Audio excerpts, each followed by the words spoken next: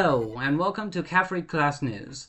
Today we are going over her violent video games and their effect on our youth. In which we have two articles to go over. The first goes over the potential link between violent video game exposure and youth violence. Utilizing a mix of 8th and 11th graders, the researchers of this study, initially found small but statistically significant correlations between violent video game play and violence-related behaviors. However, when they accounted for additional factors such as gender, mental health, and social influences, these correlations diminished or significantly or became negligible. The study concludes that violent video games are not significant predictors of youth violence, but that family and social variables were found to have a greater impact in influencing such behaviors. Hi guys, can I have a name? Caleb. Caleb. Okay, I'm gonna ask you guys just a couple questions. First one is, No. what is the impact exposure of violent video games to youth? Wait, what was the question? Do you think video games impact kids? Yeah. Do you think it's in a negative or positive way? Negative. And if there were any video games specifically that would cause negative impacts, what video games do you think it'd be? Fortnite. Fortnite? COD, yeah. Destiny. And you? I do and don't believe that. I think it's actually also based on how the parents limit the usage of that. You know, studies have proven that violent video games don't necessarily increase violence in children, but also households and parents do. I think with anything with excess is bad, but with limits it's not. Yeah. I grew up playing video games my whole life, violent video games like Destiny and COD. I don't feel the need to shoot anybody. Although sometimes I do want to strangle you. Thank you. You're welcome. Hi, go ahead and state your name. Hi, my name is Tanner.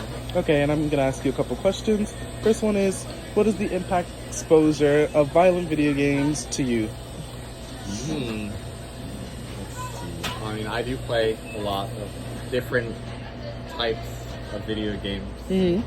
Like, you know, the shooter kind and just the chill kinds and all that stuff. But I feel like as an adult, it doesn't have an impact on the way that I act outside of playing said video games.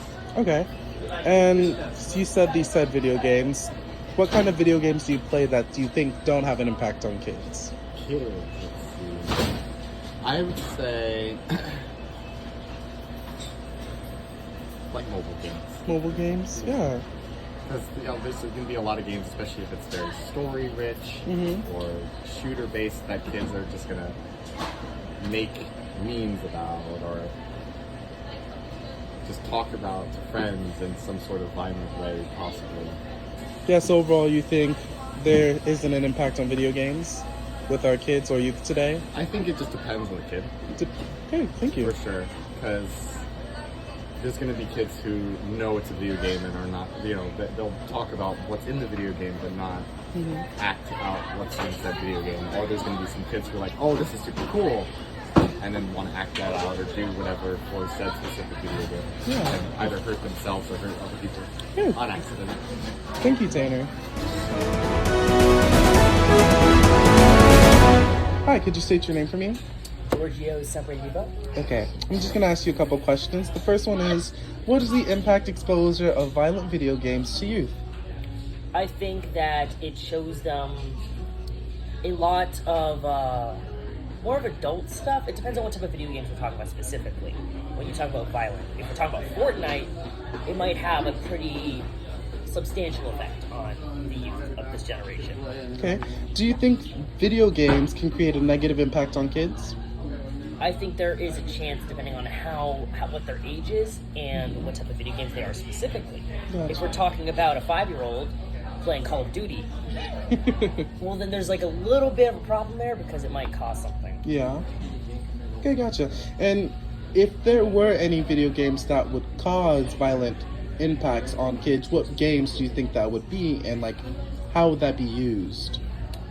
I think if I were to look through all the video games I know of at the second, I think Red Dead Redemption or something like that. And once again, it does depend on the person's age. Yeah. But I believe just all that blood and the monsters and all of that in general might be a little bit, or might cause a little bit of an impact. Okay. Thank you, Georgia.